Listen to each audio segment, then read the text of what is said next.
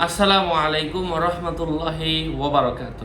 ইন্নাল হামদুলিল্লাহ ওয়াসসালাতু ওয়াসসালামু আলা রাসূলিল্লাহি ওয়া বাদ। আজকে আলোচনা করব, প্রশ্ন করেছিলেন পাঠা খাওয়া জায়েজ আছে কিনা, এ বিষয়ে ইসলাম কি বলে। আলোচনা বুঝতে সাথেই থাকবেন।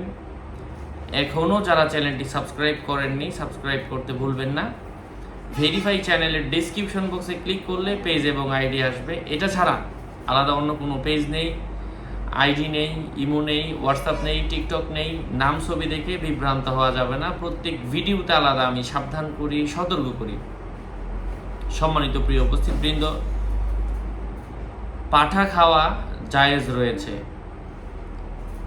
বকরি খাওয়া, খাসি খাওয়া জায়েজ রয়েছে।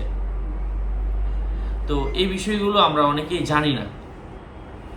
হ্যাঁ, অনেকে মনে করি যে পাঠা খাওয়া যাবে না, পাঠা হিন্দুরা বলি দেয়, এই জন্য মুসলমানরা পাঠা খাবে না, মুসলমানরা শুধু খাসি খাবে।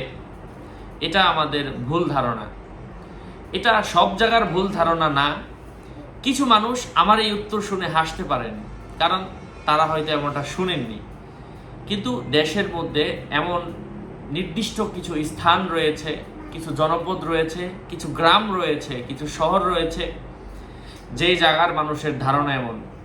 তো যাদের ধারণাটা এমন যে পাঠা খাওয়া যাবে না, এটা হিন্দুরা খায়, এটা হিন্দুদের জন্য, তারা এই ভিডিওটি দেখে উপকৃত হয়েছেন। আর যারা শহরের দিকের মানুষ, যাদের কাছে বিষয়টা সুস্পষ্ট, তারা হয়তো তাদের কাছে হয়তো এটি গুরুত্বপূর্ণ না। যাই হোক, আমি এখানেই শেষ করছি। দেখা হবে অন্য কোনো এপিসোডে। আগামী এপিসোডের আসার আগ পর্যন্ত সবাই সুস্থ থাকবেন, ভালো থাকবেন। আর আমি প্রত্যেক ভিডিওতেই আলাদা সাবধান করি, সতর্ক করি।